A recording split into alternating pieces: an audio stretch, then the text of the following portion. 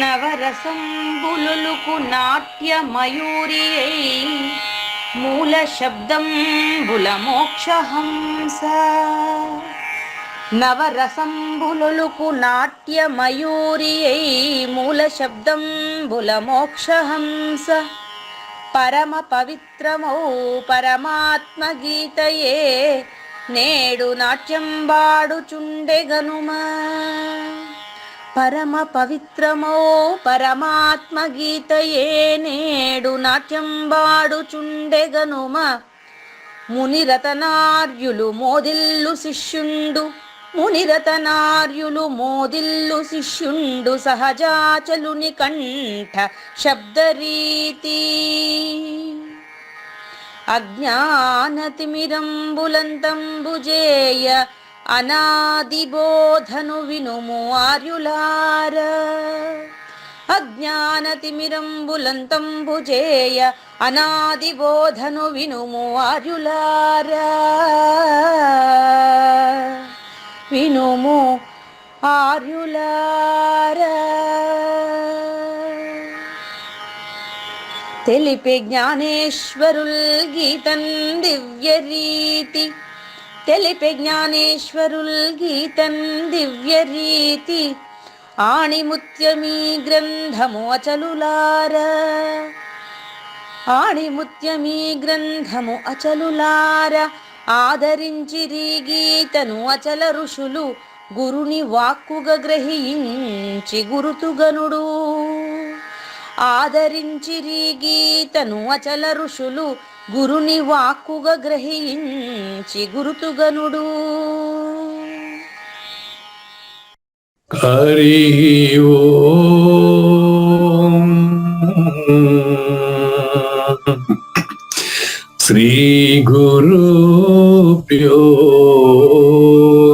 నమః. ఓం నమో భగవతే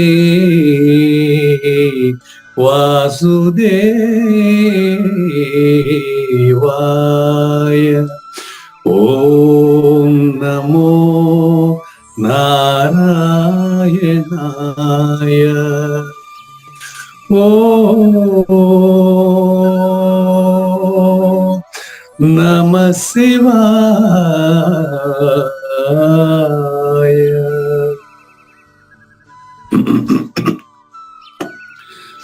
ఈ గీతా జ్ఞానగ్ర కార్యక్రమం మొదలై నిన్నటికి 962 రోజులు అయిందండి. ఈ రోజు 963 రోజు.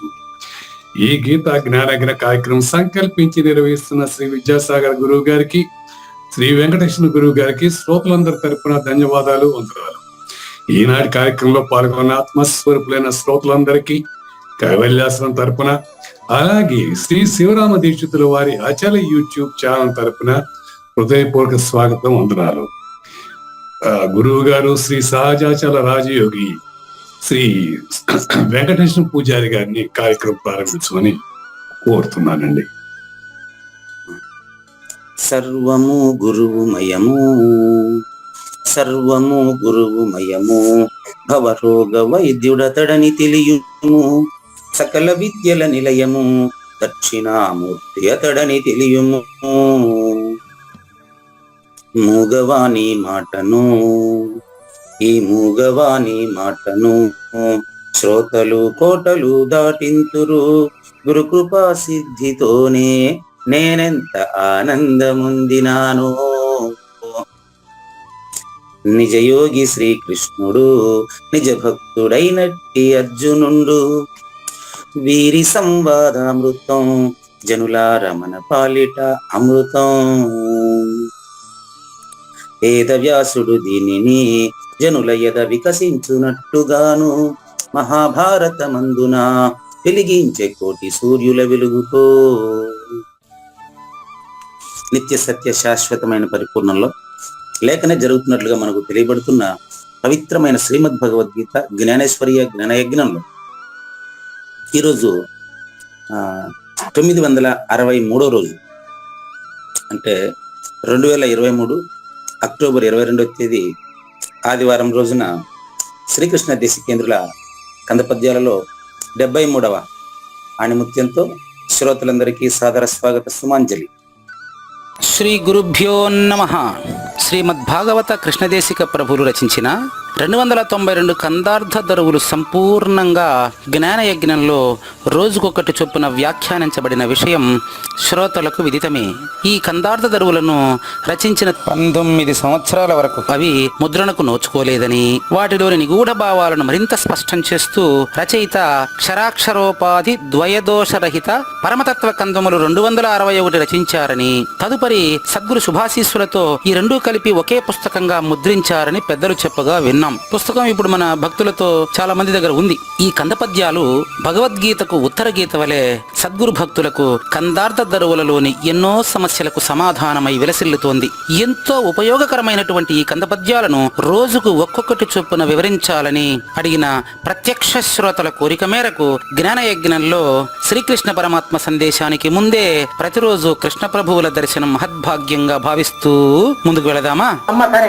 ఇచ్చారాహిత్యంబునే స్వచ్ఛంబగు బోధయనుచు సజ్జనులనిరి, ఈ ఇచ్చనే కోడనిదనిరి, ఆ స్వచ్ఛందుల మాటలన్నీ సత్యము వినరా. ఈ నాగేశ్వరుల ద్వయం, ఉడుపూడి నాగేశ్వరరావు గారు, కావూరు నాగేశ్వర ప్రసాద్ గారు, మీరిద్దరూ ఈ జ్ఞానయజ్ఞాన్ని ఎలా తీర్చిదిద్దుతున్నారంటే, అయ్యా ఇది జ్ఞానయజ్ఞంలో బ్రహ్మ విద్యకు సంబంధించినటువంటి అంశం ఏదైనా కావాలంటే జ్ఞానయజ్ఞానికి బయట ఎక్కడ ఉండదు, అన్ని జ్ఞానయజ్ఞం లోపలనే ఉంటాయి. ఎవరైనా సరే జన్మరహిత జీవన విధానం కోసం, బ్రహ్మ విద్య కోసం, పరిపూర్ణమైన జీవనం కోసం, వ్యక్తిత్వ వికాసం కోసం ఎవరు ప్రశ్నించినప్పటికీ అది జ్ఞానయజ్ఞానికి లోపలనే ఉంటది. అది సద్గురు కార్యం కనుక. చూడండి, ఈరోజు ఆ ఇచ్చారాహిత్యం అనేటువంటి పద్యం ఎంత అద్భుతంగా సద్గురుమూర్తితో వివరించబడుతుందో నాకు కూడా చాలా ఆశ్చర్యం వేస్తుంది. సరే, తినబోతు రుచింది కానీ విందాం పదండి. ఇచ్చారాహిత్యంబునే స్వచ్ఛమైనటువంటి పరిపూర్ణ బోధ అన్నారు. ఇచ్చారాహిత్యం అంటే అర్థం ఏంటంటే, మీకు ఇప్పుడు అమ్మగారి గురకు కూడా వినిపిస్తాను అనుకుంటాను. బ్రహ్మణ నిద్రపోతున్నారు మా ఆవిడ. ఎగ్జాంపుల్ చూడండి, ఇప్పుడు ఆవిడకి ఏమి ఇచ్చ ఉంది చెప్పండి. గురకు వినిపిస్తుంది మనకు కాబట్టి ఆవిడ మన స్పృహలో లేరని అర్థం కదా, గాఢంగా నిద్రపోతున్నారని అర్థం కదా.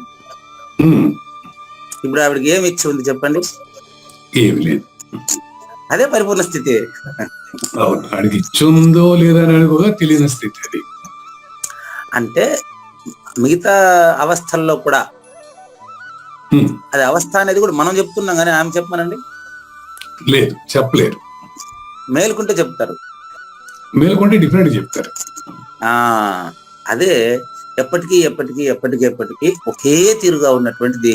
ఇప్పుడు ఆవిడ గుర్రు పెట్టి నిద్రపోతున్నంత స్పష్టంగా, అంటే ఆమెకు అది ఇప్పుడు తెలియదు కాబట్టి అదే విధంగా ఉన్న పరిపూర్ణం మాత్రమే ఉంది, దానికి ఇతరమేమి తెలియదు అని చిన్న ఎగ్జాంపుల్ చెప్తాను. ఇప్పుడే పెట్టాను గ్రూప్ లో మెసేజ్ కూడాను. ఇచ్చారాహిత్యము అనే పదానికి అర్థం చెప్తాను చూడండి, అంతవరకే తీసుకుంటాను. స్వచ్ఛమైన బోధ ఏది అంటే ఇచ్చారాహిత్యమే. అసలు ఇచ్చారాహిత్యం అనే పదం అర్థమైతే కదా మనకు ముందుగా మా పద్యం అంతా అర్థమైతే. కావూరు నాగేశ్వర ప్రసాద్ గారి ద్వారా నేను ఇప్పుడు ఈ యొక్క 963 రోజులుగా నేర్చుకుంటున్నటువంటి అంశంలో చూస్తే, అహంకారము రాసుకోండి. అహంకారం గురుగారు చెప్పండి. అహంకారము ఇతరులు వస్తువులు. అహంకారము ఇతరులు వస్తువులు. వస్తువులు, రైట్ అండి, రైట్. అహంకారము నాగేశ్వర ప్రసాద్ గారిది. ఇతరులు వస్తువుల్ని ఆయన ఇచ్చ కోరతాడు.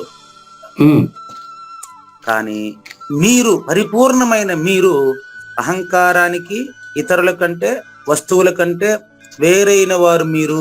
మీరు పరిపూర్ణమైన ఆయన. క్లియర్ అయిపోయిందా? అంటే అహంకారానికి అతీతమైంది పరిపూర్ణం. ఎస్, అది ఇక్కడ ఇతరులు ఉండరు, వస్తువులు ఉండవు, ఇంకేముండవు. ఏది అహంకారం లేకపోతే అది ఇప్పుడు మా ఆవిడ పరిస్థితిని మీకు చెప్తాను. జస్ట్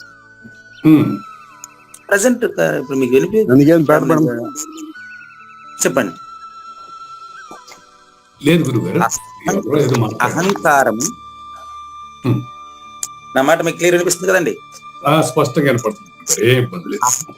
అహంకారము, వస్తువులు, ఇతరులు ఇవన్నీ పరిపూర్ణమైన నీకంటే వేరైనది. అవును. అంటే మీరు పరిపూర్ణులని వింటున్న ప్రత్యక్ష శ్రోత సద్గురు పుత్రుడు. చెప్పాను, సద్గురు పుత్రుడు సద్గురువే. ఆ, అది సద్గురు పుత్రుడికి తెలియకుండానే గురువు దగ్గరికి పోయినాడు. ఇది బాగుంది. అంటే అహంకారం లేనప్పుడు ఇతరులు ఉండరు, వస్తువులు ఉండరు. అంతే కదండి. ఉమ్. కోరేవాడు ఎవరు ఇప్పుడు చెప్పండి. అవును. అది అంటే రహస్యం. అది రహస్యాలకి రాజ విద్య రాజగుహ్యం పవిత్రం ఇదముత్తమం ప్రత్యక్షావగమం. ప్రత్యక్ష అవగమం చేస్తున్నాడు ఇప్పుడు గురువు గారు మనకు. చూడండి, ఉమ్. పరిపూర్ణం అనేది ప్రత్యక్షం. ఉమ్. అది నువ్వే. అహంకారం నీకంటే వేరైనది నాయన. ఈరోజు డేట్ వేసి రాసి పెట్టుకుని కావాలని. అవును. ఇప్పుడు మళ్ళీ మీరు దీన్ని అహంకారం నాకంటే వేరుగా లేదు. అక్కడ అహంకారము నాగేశ్వరరావు కంటే వేరుగా లేదు.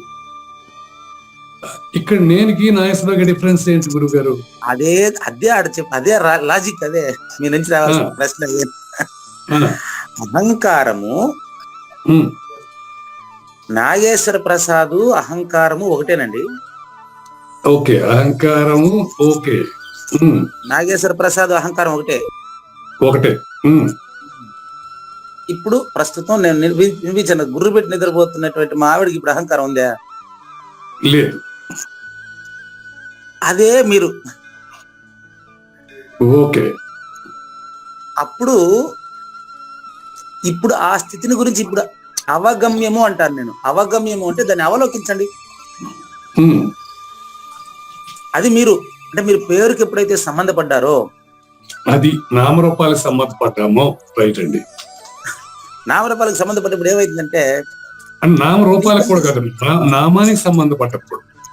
నామానికి సంబంధపడితే అది రూపానికే నామం పెట్టింది. అంతే కదా. సరే. నామం పెట్టు కాలేజీకి అని చిన్నప్పుడు పాడుకున్నాం మేము. అవును. వాడు కాలేజీకి కాదు నామం పెడతా ఉండేది, వాడి జీవితానికి వాడే నామం నామం పెట్టుకుంటున్నారు. నామం పెట్టు కాలేజీకి అంటాడు, పాడతాడు వాడు. అంటే కాలేజీ ఎగ్గొడుతున్నానని అర్థం. నిజానికి ఆ పదాన్ని చూస్తే కాలేజీని వాడు ఎగ్గొట్టలేదు కాదు, వాడి జీవితానికి వాడు నష్టం చేసుకుంటున్నాడు. అంటే అక్కడ అప్పుడు నేను అంటే ఆ వెంకటేశం అనేటువంటి పరిమితార్థంలో ఉండిపోయినా. పూజారి వెంకటేశమే నేను అనే పరిమితార్థంలో ఉండిపోవడం వల్ల కాలేజీని నేను ఎగ్గొడుతున్నాను, ఇంకొకటికి నేను నష్టం చేస్తున్నాను, ఇంకొకటికి నేను ఇబ్బంది కలిగిస్తున్నాను, ఇట్టంతా ఉండేది. కానీ పరిపూర్ణమైనటువంటి నువ్వు, నీకు నిజంగా పరిపూర్ణం తెలిస్తే ఇంకొకరు రెండో వాడు ఆడున్నాడు ఇబ్బంది పెట్టేదానికి. కాబట్టి బాగా జాగ్రత్తగా మనకు గమనించి చూస్తే మంచి విషయం తెచ్చారు. నాకు మరి నాగేశ్వరరావుకి తేడా ఏంటి అని అడిగారు. నాగేశ్వరరావు అనేది ఆ మాంసపిండమైనటువంటి తర్వాత వచ్చిన పేరు. నాగేశ్వరరావు అనేది ఇతర వస్తువులకి, ఆ నాగేశ్వరరావుకి అహంకారానికి సంబంధించిన వ్యవహారం అది. ఈ అహంకారము నాగేశ్వర ప్రసాద్కి సంబంధించింది, ప్రకృతి ఓంకారానికి సంబంధించింది. నాగేశ్వర ప్రసాద్కి సంబంధించింది అహంకారం, ఓంకారానికి సంబంధించింది ప్రకృతి. ఓంకారానికి సంబంధించి ప్రకృతి. ఓకే. ఓంకారమే ప్రకృతి, అహంకారమే నాగేశ్వరరావు. ఓంకారం ప్రకృతి పురుషులుగా ఉంటుంది, అహంకారము నాగేశ్వర ప్రసాద్ గాను తర్వాత సమిష్టిగాను గుర్తిరుగుతుంది. చూడండి, ఓంకారము సృష్టికి ముందు శూన్యం, సృష్టితో పాటు మాత్రమే సర్వం. అర్థమవుతుందా క్లియర్ గా? అంతేనండి. ఇప్పుడు ఇక్కడ ఏమైందని మీరు చెప్పిన అహంకారంలో ప్రకృతి ఒకటే ఉంది, వెస్ట్ అహంకారంలో. అదే సమిష్టిలోకి వచ్చేసరికి ప్రకృతి పురుషుడు రెండు యాడ్ అయిపోయారు. వెరీ గుడ్, మీకు అర్థమైందని నాకు అర్థమవుతుంది. క్లియర్. అంతే. ప్రకృతి కూడా ముందు ముందు అంటే పూర్వమేవ నిరాలంబం అంటే ఉమ్, అనాది నిర్వికల్ప పరబ్రహ్మంలో ప్రకృతి కూడా శూన్యమే. ఉమ్, కలగనకు ముందు నిద్రపోయినప్పుడు, ఇప్పుడు మా ఆవిడ గాఢంగా నిద్రపోతుంది, ఉమ్, మనం గాఢ నిద్ర అని చెప్పేస్తున్నాం కానీ ఆవిడ నిద్రలో కలగంటుంటే మనకు తెలుస్తుందా? తెలీదు. గాఢ నిద్రలో ఉన్నట్టు మనం గుర్రు పెడుతున్నారు కాబట్టి చెప్తున్నాం. ఉమ్, ఆవిడ గాఢంగా నిద్రపోతూ అందులో కళ కంటుందో లేదో మనకు తెలియదు కదా. తెలీదు. కలగనకు ముందు ఆ కళ శూన్యం. అవును.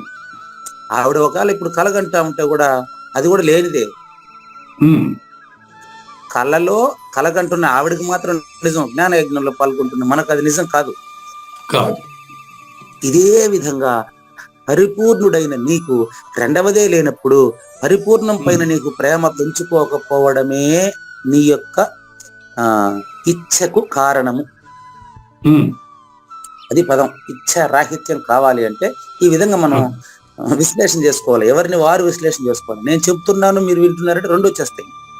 ఉమ్, మీ పైన మీకు ప్రేమ లేకపోవడం అంటే అర్థం ఏంటి నేను చెప్తున్నా అంటే, నీ పరిపూర్ణమైన నీకు పరిపూర్ణం పైన అంటే నీ పైన నీకే ప్రేమ లేకపోవడమే ఈ యొక్క బాధలకి, సమాజంలో ఉండేటువంటి ఇబ్బందులకి మూలం అండి. ఆహా. ఎవరికి వాడు, క్లియర్ గా చెప్తాను చూడండి, ఎవరికి వారు పరిపూర్ణులని తెలుసుకోకపోవడం వల్ల ఉమ్, సంబంధిత పేరుకు సంబంధపడిపోయి ఉమ్, తనకంటే ఇతరమైంది ఏదో సంపాదించాలా, కోరాలా అనేటువంటి కోరిక పుడుతుందండి. ఉమ్. తాను పరిపూర్ణుడనే విషయం తనకు తెలిస్తే కోరేవాడు ఉండడా? ఇప్పుడు అంటే మీరు అనేది ఏంటంటే నామరూపాలకు పరిమితం అయింది, నామరూపాలకు అతీతంగా ఉండాలంటే అంతా శూన్యమని మనం తెలుసుకోవాలి. అంతేగా గురుగారు? వెరీ గుడ్, అక్కడికి వచ్చారా? నేను కూడా ఆడికి వస్తా. ఆ, శూన్యమని తెలుసుకుండేది నాగేశ్వర ప్రసాద్.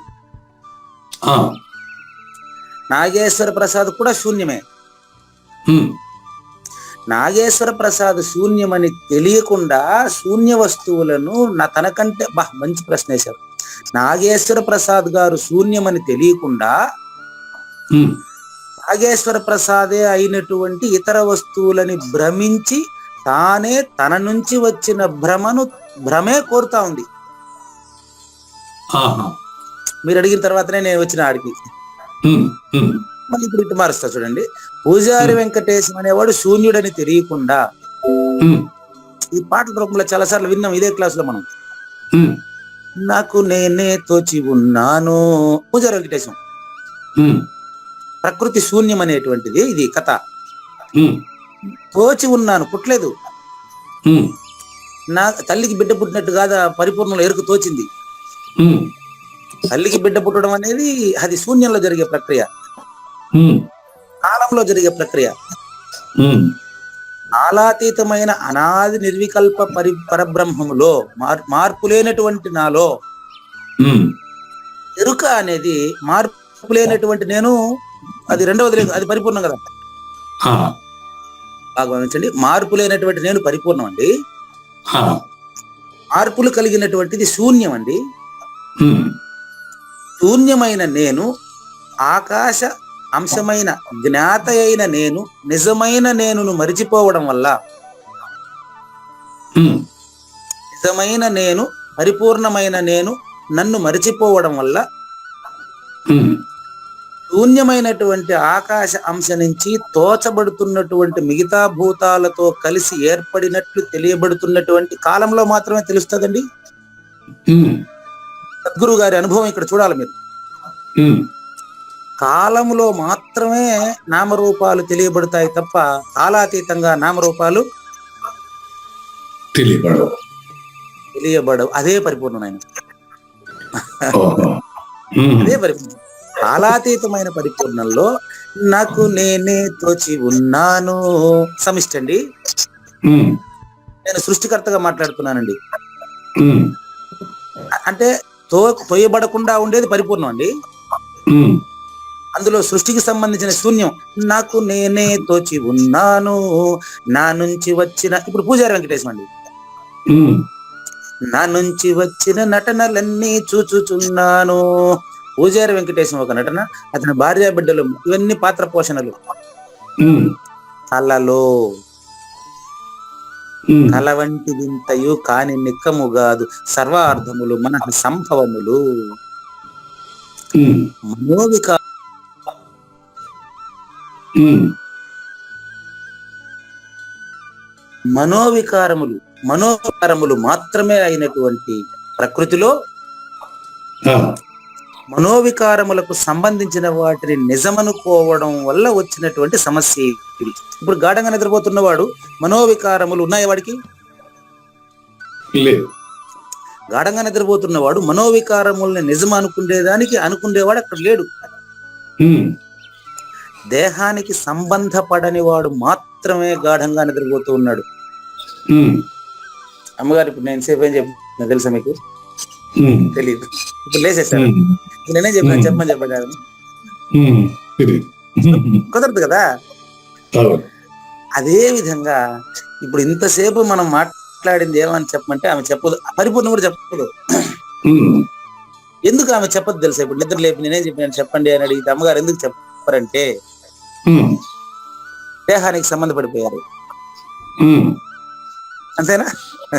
ఆ, దేహానికి సంబంధపడిపోయారు కాబట్టి, ఉమ్, ఎరుకకు సంబంధపడిపోయారు కాబట్టి ఉమ్, నేను ఇంతసేపు ఏం చెప్పిన ఆమె చెప్పమంటే చెప్పదు. ఆ, అప్పుడు ఏమైతుంది? ఏదైనా అడిగినప్పుడు మాట్లాడినప్పుడు ఎప్పుడన్నా మీ ఇంట్లో కూడా చూడండి, ఏదైనా ఒక విషయానికి నొచ్చుకుంటారు చూడండి. అవును. అప్పుడు ఏమనుకోబాకండి, ఇంకా అవసరం కాబట్టి చెప్తున్నా. నాకు అలాంటి సమయాల్లో ఇప్పుడు రోజులుగా నవ్వు వచ్చేస్తుంది. ఉమ్, ఎందుకంటే మనం ఏదైనా ఒక మాట చెప్తాం కదా సహజంగా, ఉమ్, దాన్ని వాళ్ళు ఆ దేహానికి సంబంధపడిపోయి వాళ్ళని ఏదో చెప్పినట్టుగా కంట్లో నీళ్ళు వదిలేస్తారు. అవును. ఉమ్, అంటే ఇది నటన అని తెలిసిండేటువంటి వాడికి ఎట్లా నీకు దుఃఖం వస్తుంది? 2 రోజులు ఉంటే కదా దుఃఖం వచ్చేది. ఉమ్, ఇది నటన అని వాళ్ళకి తెలియదు అనమాట. ఉమ్, చూడండి సినిమాలో ఏం చేస్తారు తెలుసా? కంట్లో అదేదో డ్రాప్స్ వదిలి వాళ్ళ దగ్గర కన్నీళ్ళు తెప్పించి యాక్షన్ చేపిస్తారు.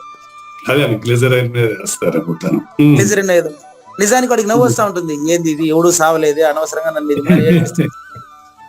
ఆ, అంటే ఆ విధంగా నిజ జీవితంలో గానే ఉండగలిగితే, సినిమాలో నటించినట్లుగా నిజ జీవితంలో పాత్ర పోషణ చేయగలిగితే ఉమ్, వాడు పరిపూర్ణుడే. ఆ, బాగుంది. అంటే చక్కని మాట. నిజమైనటువంటి పరిపూర్ణము తాను అని తెలియకపోవడం వల్ల ఇచ్ఛ, ఉమ్, ఆ, అంటే ఆ ఇచ్ఛ అనే పదం మీకు అర్థం కావడం కోసం ఇంత పని. అదేలేండి. ఆ, అంటే అందులోనే ఉండేది అంతా. అంటే సంకల్పం ప్రభు సృష్టిస్తున్నారు కదా. ఉమ్, ఉన్న పరిపూర్ణంలో ఎప్పుడైతే సంకల్పం కలిగిందో, సంకల్పం వలన జగము, జగము ఆ సంకల్పం వలన. ఓకే. ఉమ్, జనం మనలో భ్రాంతిగా జరిగిపోతున్నాయి. ఉమ్, కాబట్టి ఇచ్ఛారహితమైన నిన్ను, నాగేశ్వర ప్రసాద్ కంటే వేరైన నిన్ను ఆ, వింటున్న శ్రోతలంతా వాళ్ళ పేరు కలుపుకొని మీరు అర్థం చేసుకోండి తండ్రి. ఉమ్, ఉమ్, ఉమ్, నాగేశ్వర ప్రసాద్ కంటే వేరైన నిన్ను, అచల పరిపూర్ణమైన నిన్ను ఉమ్, నువ్వు ప్రేమించకపోవడం వలన ఉమ్, నంబర్ 1 అహంకారము, నంబర్ 2 వస్తువులు, నంబర్ 3 ఇతరులు, ఉమ్, వీటికి సంబంధపడిపోతున్నారు. ఆ, వీటి సంబంధాన్ని తెగ్గొట్టడం అంటే అది ఇంకా చెప్పేదానికి చెప్పాను కానీ వీటికి నీకు సంబంధం లేదని తెలియడమే ఇచ్ఛారహితం. ఇచ్చారైతే. వీటికి అహంకారము, వస్తువులు, ఇతరులు, ఉమ్, వీటికి నీకు సంబంధం లేదని తెలిస్తే నువ్వే పరిపూర్ణుడు కదా. అవును. కానీ గురుగారు ఇక్కడ చిన్న క్లారిఫికేషన్ ఇవ్వగలరా? ఇప్పుడు అడగండి. ధ్యానంలో తురియంలో ఉంటాం గురుగారు. తురియంలో ఉన్నప్పుడు నామరూపాలు తొయ్యు కదా. కానీ ధ్యానం నుంచి బయటకు వస్తే అంతా తెలుస్తుంది. అటువంటి తురియ స్థితి శాశ్వతంగా ఉండాలంటే ఏం చేయాలంటారు? అది చెప్తాను. ధ్యానంలో అదే పరిపూర్ణ అచల ధ్యానంలోనా? ధ్యానంలో తురియ స్థితిలో నామరూపాలు తొయ్యు, అంతా ఏమి లేనట్టుగానే ఉంటాయి కదా. కానీ ఆ స్థితి పరిమితమే, ధ్యానం వరకే పరిమితం. కానీ అటువంటి స్థితి శాశ్వతంగా ఉండాలంటే ఏం చేయాలి మనం? రివర్స్ మీరు చెప్పిన దానికి ఇప్పుడు నేను రివర్స్ మాట్లాడతాను. ధ్యానం అనేది ఆ పరిపూర్ణ స్థితిని నువ్వు తెలుసుకొని ఎరుకను పోగొట్టుకోవడం కోసం. అవును. ఎరుకను పరిపూర్ణ అచల ధ్యానం ప్రకారం 3 రోజులు చేశాం మేము పరిపూర్ణ అచల ధ్యానం. అక్కడ ఆ, ఇప్పుడు నేను అది చేశాము అంటే అదేదో నేను చేసే పని అయిపోతుంది. ఆ, ధ్యానం ఎందుకు చేస్తాం తెలుసా? ఉమ్, అహంకారము, ఇతరులు, వస్తువులు, అదే అహంకారము, ఇతరులు, వస్తువులు, పక్క వాళ్ళు, ఈ భ్రాంతిని పోగొట్టుకోవడానికి ధ్యానంలోకి వెళ్తాం. అవును. ధ్యానంలోకి వెళ్ళిన తర్వాత తురియ స్థితి అప్పుడు వచ్చేది కాదు. మంచి ప్రశ్న అండి, చాలా మంచి ప్రశ్న. ఉమ్, ధ్యానంలోకి వెళ్ళిన తర్వాత ఆ స్థితి తురియమా ఏదైనా పక్క, తురియం అనేది శూన్యం అండి. శూన్యం అదే. ఎందుకు చెప్పాల్సి వచ్చిందంటే శూన్యమనే ఉమ్, యోగ వాసిష్టం ప్రకారం తురియం అంటే అక్కడ ఉండేది వేరే వివరణ. ఓకే. ఇప్పుడు అనవసరంగా ఆ పదాన్ని ఎత్తుకొచ్చి పెట్టుకొని అందరూ తురియము, తురియాతీతము, ఇంకొకటి అంతా రాసుకుంటున్నారు. అవును. అందుకని చెప్తున్నా, వీళ్ళంతా చెప్పేటువంటి ఈ భావం తురియం అంటే శూన్యం, అంటే సృష్టి రహిత స్థితి. సృష్టి రహిత స్థితి. ఓకే అండి. అది ధ్యానంలో కుదురుతుంది, ఉమ్, అది పరిపూర్ణం కాదు. పరిపూర్ణం కాదు, కరెక్టే, అది నిజమే. ఉమ్, కాదు కదా. అది పరిపూర్ణం కాదు అని ఎప్పుడైతే తెలియబడిందో అప్పుడు ఉన్న పరిపూర్ణాన్ని గుర్తిరిగి లేనిరుక లేనిదని, లేనిదాన్ని లేదని తెలుసుకోవడం కోసమే పరిపూర్ణ అచల ధ్యానం తప్ప. ఉమ్, ఇప్పుడు మీకు చివరి సరిపోయింది కదా. ఉమ్, పరిపూర్ణ అచల ధ్యానం చేయడం ఎందుకంటే లేనిది లేదని లేని వాడికి తెలిసేదానికి, అదే అండి. ఉమ్, లేనిది లేదని లేని వాడికి తెలియడానికి ధ్యానం తప్ప. ధ్యానంలో వాడు లేకుండా పోయి మళ్ళీ ధ్యానంలో మేలుకున్న తర్వాత కూడా ఇప్పుడు నేను చెప్పినటువంటి అచల పరిపూర్ణ స్థితిలో జీవించడానికి ప్రాక్టీస్ చేయాలనే తప్ప ఉమ్, పరిపూర్ణ స్థితిని మనం తెచ్చుకునేదానికి కాదు. ఉమ్, పరిపూర్ణ స్థితిని మనం తెచ్చుకునేది కాదు. పరిపూర్ణ స్థితిలో నేను లేదని తెలియాలి, అంటే వెంకటేశం లేదని తెలిస్తే ఆ, అప్పుడు పరిపూర్ణమే ఉంటుంది. ఉమ్, కాబట్టి అట్లా కాకుండా ధ్యానంలో మీరు శూన్య స్థితిని అనుభవిస్తున్నారు. శూన్యాతీతమైన పరిపూర్ణంలో ధ్యానం చేసేవాడు ఉండడు. ఆ, అప్పుడు మళ్ళీ అది ప్రాక్టీస్ చేసిన తర్వాత మేలుకున్నప్పుడు కూడా ధ్యానము, ధ్యాత, ధ్యాయం అనే త్రిపుటి రహితంగా జీవించడమే అచల పరిపూర్ణ స్థితి. అది. ఆ, అప్పుడు మీరు నాగేశ్వర ప్రసాద్కి సంబంధపడరు. పడరు. అదేనండి. ఉమ్, అదే అనమాట. ఇట్లా మీరు ఎన్నో వాటికి విలువనిస్తున్నారు అంటే అర్థం ఏంటంటే మీరు పరిపూర్ణులైన విషయం మరవడం వల్లనే. ఉమ్, అది నీకు గుర్తు తెచ్చే పని గురువు పని, ఉమ్, అంతే తప్ప ఆయన తెచ్చి నీకు ఇచ్చే వస్తువు కాదు పరిపూర్ణం. ఉమ్, కాబట్టి అచల పరిపూర్ణమైన మిమ్మల్ని మీరు ప్రేమించడంగా మొదలు పెడితే ఉమ్, అది స్వచ్ఛమైనటువంటి ప్రబోధ నీలో ఉండే సద్గురువు మీకే బోధించి మీరే పరిపూర్ణులని తెలిస్తే ఉమ్, దాన్ని పరిపూర్ణ ప్రబోధ అని సజ్జనులు అనిరి. ఉమ్, కాబట్టి ఈ ఇచ్చనే కూడనిది అని. ఇచ్చ అంటే అర్థం ఏంటంటే పరిపూర్ణం కంటే వేరైనటువంటి భ్రాంతికే ఇచ్చ పుడుతుంది. ఆ, పరిపూర్ణానికి కోరిక పుడుతుందా? పరిపూర్ణానికి కోరిక ఉంటుందా? పరిపూర్ణానికి కోరిక ఉండదులేండి. మన అచలం ప్రకారం అయితే పరిపూర్ణానికి కోరిక అంటే ఉండదులేండి. ఏ ప్రకారమైన కోరిక ఉండదు పరిపూర్ణానికి. ఇప్పుడు మరి సృష్టి, ఇప్పుడు భగవంతుడు ఉన్నాడు అనుకోండి, పరిపూర్ణుడు. ఆయన సృష్టి క్రమం చేసేటప్పుడు ఆయన కోరిక లేకుండా ఏం చేస్తాడు? ఆయన సృష్టికి సంబంధించిన వాడు పరిపూర్ణుడు కాదండి. అది నాగేశ్వర ప్రసాద్ గారు చెప్పే మాట. సృష్టికి సంబంధించిన వాడు నాగేశ్వర ప్రసాద్, సృష్టికి సంబంధించని వాడు పరిపూర్ణుడు. పరిపూర్ణము పరిపూర్ణుడు ఒకటే, ఆయన అశరీరుడు. కనుక ఈ మాట సత్పురుషులు చెప్పారు. ఎట్టి నిర్లక్ష్యం చేయకుండా మనం ఏం చేయాలంటే దాన్ని వినాలి. సంక్షిప్తంగా భావార్థం చెప్తానండి, దీని సమయం పూర్తిగా వస్తున్నాం కదా. చూడండి, మీకు భావార్థం తర్వాత కూడా మీరు డౌట్ ఉంటే అడగండి. ఎట్టి కోరికలు లేకుండా చేయగలుగు బోధనా విధానమే శుద్ధమైన సాంప్రదాయం అండి. ఇప్పుడు నేను చెప్పిందంతా కూడా అచల పరిపూర్ణుడు అచల పరిపూర్ణాన్ని ప్రేమించగలిగితే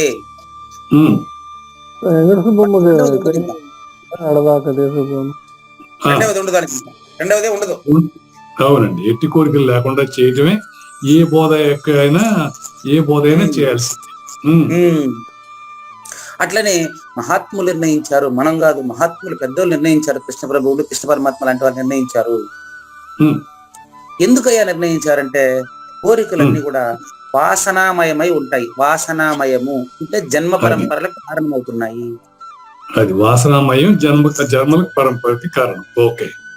మీకు పరిపూర్ణాన్ని తెలుసుకోవాలనేటువంటి బలీయమైనటువంటి వాసనే మిమ్మల్ని ఇన్ని రోజులు జ్ఞాన యజ్ఞంలో ఉండేట్టుగా చేసింది. ఉమ్, ఆ పరిపూర్ణం మీకు తెలిసిన తర్వాత మీకు కోరిక ఉండదు. ఉమ్, అది రావాలంటే ఆ స్పర్శ యోగం ప్రాక్టీస్ చేస్తే మీ ఇంట్లో మనం నిద్ర లేచినప్పటి నుంచి నిద్రపోయేంత వరకు నీకు ఏ సమస్య లేదంటే నువ్వు పరిపూర్ణుడే. ఉమ్, జనన మరణములకు సుఖ దుఃఖముల పరంపరకు కారణం కోరికలు తప్ప పరిపూర్ణం కాదు. ఉమ్, కాబట్టి ఎట్టి కోరికలు ఉండకుండా దేహధారి అయి దేహానికి సంబంధించినటువంటి అన్నము ప్రాణము ఇటువంటివి అన్ని అన్నము జలము నిద్రపోవడం ఇటువంటి వాటికి మాత్రమే దానికి సంబంధించినటువంటి విలువనిస్తే ఏది కోరడు మనిషి. అది కాబట్టి పెద్దల చేత సిద్ధాంతీకరించబడినటువంటి ఈ మాట అచల పరిపూర్ణుడైన నీలోగాన గుర్తిరిగితే ఉమ్, ఇంతకు ముందు కోరిన కోరికలు కోరుతున్న కావూరి నాగేశ్వర ప్రసాద్ అదృశ్యం కాబడతాడు. ఉమ్, అప్పుడు కావూరి నాగేశ్వర ప్రసాద్ గారు వ్యవహారంలో ఉండినప్పటికీ అతనికి జన్మ అంటదు, కర్మలు అంటవు. కర్మలంటూ ఉమ్, కర్మలు అంటకుండా వాసన రహితంగా జీవించడానికి ఆరుఢత పొందాలంటే గురువచనం, ఉమ్, సజన్మ సహకార సద్గురుమూర్తి ప్రవర్తన కావాలి. అందుకే కదా నేను ఇప్పుడు ఇందూరం పోయింది ఉమ్, మొన్న ఏం చేశానంటే నేను అదే వాళ్ళు పిలుస్తానే అక్కడికి వాళ్ళు ఏదో నాకు ఇస్తారని పోతున్నా. లేదు నో పల్లపోతుల పుల్లయారులు 100 మంది శిష్యుల్ని ఏర్పాటు చేసుకుని ఆయనే బోబెట్టి బోధ చెప్పారట కదా. ఉమ్, వారి సాంగత్యం వల్ల అశరీర పద్ధతిగా జీవించడానికి నేను కూడా పూజారి వెంకటేశ్వర కూడా ఏమన్నా ప్రయత్నం చేయొచ్చు కదా అనే ఉద్దేశంతో అక్కడికి పోతే అక్కడ స్పష్టంగా వారసత్వం కొనసాగుతుంది. ప్రాక్టికల్ నాలెడ్జ్ అశరీరుడుగా ఎలా జీవనం కొనసాగించాలి, ఉమ్, వెరీ సింపుల్. ఆడ ఉండే సారాంశం అంతా ఒకే మాటలో చెప్తాను చూడండి. అక్కడ గురుపుత్రుడు చెప్పిన సారాంశం అంతే. కృష్ణమూర్తి గారే దానికి ఉదాహరణ. ఆ కృష్ణమూర్తి గారు చెప్పిన ఉదాహరణే కదా. ఆ, కృష్ణమూర్తి గారు చెప్పిన ఉదాహరణ ఏంటంటే ఆయన అదే మున్సిపల్ కమిషనర్ గా అక్కడ పనిచేసేటప్పుడు కార్మిక శాఖలో ఉమ్, ఈ సినిమా యాక్టర్లంతా ఆయన దగ్గర ఆడుండే ప్లేస్ లోనే షూటింగ్ వచ్చేవారట. ఉమ్, ఆర్ నారాయణమూర్తి గారు క్యారీ తీసుకుని వచ్చేవారంట ఆయన ఎదురుగానే. ఉమ్, వీళ్ళందరూ కూడా కోపంతో తాపంతో ఏదేదో సినిమాలు నటిస్తారు. వీళ్ళంతా ఒకే బస్సు వచ్చి దిగేవాళ్ళంట, ఫ్రెండ్స్ లాగా. ఆ, ఆ, ఒకే బస్సులో ఫ్రెండ్స్ లాగా వచ్చి దిగేవాళ్ళు. నటనకు మాత్రం వాళ్ళకి ఇచ్చిన డైలాగులు బట్టి పట్టుకొని వస్తారు ఇంట్లో. అవును. వాళ్ళకి ఇచ్చిన డైలాగులు కోపంగా ఎట్ట మాట్లాడాలి, సంతోషంగా ఎట్ట మాట్లాడాలి, కంట్లో నీళ్ళు ఎప్పుడు వదలాలి, గ్లిజరిన్ ఎప్పుడు ఇవంతా బట్టి పట్టుకుని వస్తారు. ఉమ్, మళ్ళీ అదే బస్సులో ఎక్కి వెళ్ళిపోతారంట సాయంత్రం. యాక్షన్ బాగుంది కదా, నా యాక్షన్ బాగుంది కదా అని తెల్లారితో నవ్వుకుంటారు, సాయంత్రం నవ్వుకుంటూ వెళ్తారు. మధ్యలో మాత్రమే ఆ నటన కాదు. ఆ యాక్షన్ పరుల కోసం, ఇతరుల కోసం. ఆ విధంగా మనం జీవించవచ్చు కదయ్యా. ఇంకా అంతకంటే ఇప్పుడు నాకేమి, నేను పోయిన దానికి అది ఒక్కటే బెనిఫిట్, ఇంకేం కావాలి నాకు చెప్పండి. ఉమ్, అంతకంటే బెనిఫిట్ అంటే ప్రాక్టికల్ నాలెడ్జ్ వచ్చిందా లేదా ఇప్పుడు నాకు? అది షూటింగ్ పోయే వాళ్ళంతా ఒకే బస్సులో దిగుతారు, మళ్ళీ సాయంత్రం ఒకే బస్సులో ఎక్కి వెళ్ళిపోతారు. అంటే వాటిలో ఏ భావం ఉండదో ఇతరుల కోసం అతను నటన చేస్తున్నాడు. మన జీవితంలో కూడా అలాగే చేయాలని ఆయన ఉద్దేశం. అంతే కదా. అటు చేసినప్పుడు నీకు సమస్య ఎటుకు వస్తుంది? అవును, కూతురు వల్ల గాని, కొడుకు వల్ల గాని, భార్య వల్ల గాని నీకు సమస్య ఎట్లుంటది? అవును. సమస్య లేదు కదా. ఎందుకంటే వాళ్ళలో కూడా నువ్వు పరిపూర్ణంగా చూస్తావా? ఒకవేళ వాళ్ళు ఎవరైనా నీకు వ్యతిరేకంగా ప్రవర్తించారనుకో నవ్వుకుంటావు, అంతే కదా. అంతే. రెండో వాడే లేదు కదా. ఓహో అంటే ఇతను పేరుకి అటాచ్ అయ్యాడని మీరు తెలుసుకునేస్తారు. అవును. ఏంటండి మీకు ఇంత కర్కశ హృదయం అంటారు ఎవరు అడిగినారు అనుకోండి, ఏదైనా చెప్తే. ఏమంటే మీకు ఇంత కఠోరమైన కర్కశ హృదయం, మీరు ఇంత కఠినాత్ములు అని, బండరాయి అయినా కరగవా అని అడుగుతారు నన్ను చాలా మంది. ఒకప్పుడు అంటే ఒక పిల్లని డివార్ చేసేటప్పుడు అడుగుతారు నన్ను, బండరాయి అయినా కరుగుతుంది కానీ నీ మనసు కరగదా, అడుక్కుంటా ఉన్నాడు కదా, వదిలేయచ్చు కదా అని. ఇంకొక ఆయన ఎంకరేజ్ చేస్తాడు, మా పోయి బిల్డింగ్ మీద నుంచి దూకేయమ్మా, వీళ్ళు జైలు వేసేస్తారు అంటాడు. ఏది డివార్ అయ్యే సమయంలో. ఇట్లాంటి మాటలంతా మీరు సంవత్సరం అంతా చదువు చెప్పేటప్పుడు క్లాస్ లో చెప్పొచ్చు కదా ఇట్లాంటి నీతులంతా అని చెప్పి నవ్వుకుంటానే తప్ప నేను ఏమన్నా గుమ్మని బుక్ చేసాడు మర్చి పెడతా ఉంటాను. అది నా డ్యూటీలో భాగం, అంతేనండి. ఎగ్జాంపుల్ వాడా. అప్పుడు వచ్చి మీరు రాతి గుండె మీది బండరాయి ఇదంతా సంవత్సరం అంతా చదివేటప్పుడు ఆడికి పోయింది. కరెక్ట్ గా సంవత్సరం అంతా కాలేజీకి రాకుండా ఆ రోజు మాత్రం కాపీ రాసి ఆ రోజు మీది బండరాయి, మీది గుండె కాదు బండ, ఇదంతా అప్పుడు చెప్తారు నాకు. నాకు డ్యూటీ చేస్తే అట్లుంటది పరిస్థితి, అంతేనమ్మా. అదే. అట్లా అచల పరిపూర్ణుడుగా జీవించినప్పుడు ఇంట్లో సమస్యలకు నవ్వుకోవడం తప్ప ఎలాంటి ఇబ్బంది ఉండదండి. అవును, అంతేలేండి. కాబట్టి ఇచ్చారాహిత్యమే స్వచ్ఛమైన ప్రబోధ. అంటే తనలో సద్గురుమూర్తి, తనకు అంటే వ్యక్తికి, నా పూజారి వెంకటేశంలోని సద్గురుమూర్తి పూజారి వెంకటేశానికి ఇచ్చ లేకుండా చేస్తే అప్పుడు ఆయన ఒకటే కదా. అవును. ఇచ్చ లేకుండా ఉండేది పరిపూర్ణం ఒక్కటే. పరిపూర్ణం ఒకటే ఉన్నప్పుడు ఇష్టమే, ఇచ్చ అనే మాట లేదు కదా. అవును. కనుక ఇచ్చారాహిత్యమే స్వచ్ఛమైనటువంటి ప్రబోధ అని పెద్దలు ఎంతో మంది మహాత్ములు చెప్పారు. ఇవన్నీ సత్యం అని తెలిసి మనం అంతా కూడా మన పేరుకు సంబంధపడకుండా హాయిగా అహంకారానికి, పేరుకి, ఇతరులకి, వస్తువులకి లొంగిపోకుండా తాను పరిపూర్ణుడేననేటువంటి విషయాన్ని గుర్తుపెట్టుకొని పరిపూర్ణాన్ని ప్రేమించి పరిపూర్ణ ఆచర ధ్యానం చేస్తే తను పరిపూర్ణుడని తెలియబడతాడు. అదండి. అటు కాకుండా ఏ చిన్న కోరిక పుట్టినా అది మాయా అని తెలుసుకోవాలని తర్వాత కందపద్యంలో తర్వాత ఎపిసోడ్ లో తెలుసుకున్నామండి. అట్లాగా. శ్రీ భగవాన్ వాచ. శ్రీ భగవాన్ వాచ. శారీరక తపస్సు గురించి మాత్రమే ఈ శ్లోకం అండి ఇవాళ. దేవ ద్విజ గురు ప్రాజ్ఞ. దేవ ద్విజ గురు ప్రాజ్ఞ. పూజనం శౌచమార్జవం.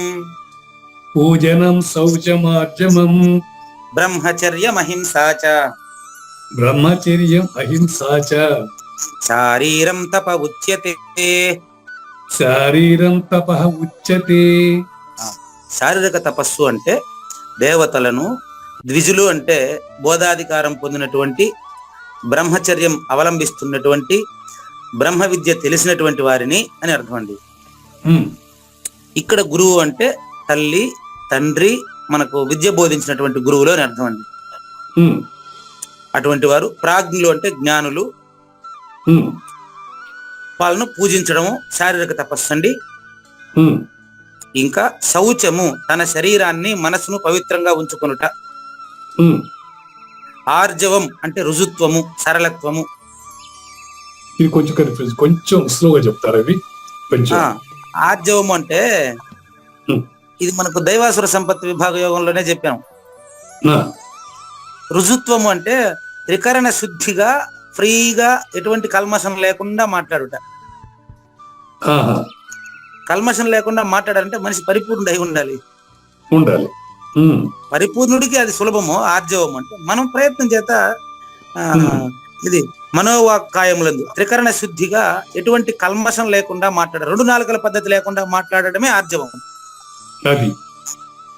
మనసులో ఒకటి పెట్టుకొని బయట ఒకటి మాట్లాడితే అది ఆర్జవం కాదు. మనసులో ఏందో బయట అదే మాట్లాడాలి, ప్రవర్తన అదే ఉండాలి. దాన్ని ఆర్జవం అంటే. అది ఉండాలంటే నిజానికి పరిపూర్ణ ప్రబోధ అలవాడితేనే వస్తుంది, లేకపోతే రాదు. నిజానికి నెక్స్ట్ బ్రహ్మచర్య వ్రతము అక్కడ ఉంది. ఆ మాట కూడా బ్రహ్మ, 2వ లైన్ బ్రహ్మచర్యం. బ్రహ్మచర్యం అంటే బ్రహ్మమునందు చరించుట బ్రహ్మచర్యము. అది బ్రహ్మమునందు చరించడం బ్రహ్మచర్యం. అస్ఖలిత బ్రహ్మచారి, అది కూడా అదే. అస్ఖలిత బ్రహ్మచారి ఎందుకు చెప్పారంటే సంసారంలో అతను ఉండినట్లు మనకు తెలుస్తున్నప్పటికీ చలించనటువంటి అచల పరిపూర్ణుడై, చలించని అమనస్కుడై, సహజ అమనస్క రాజయోగి అయి ఉండాలి.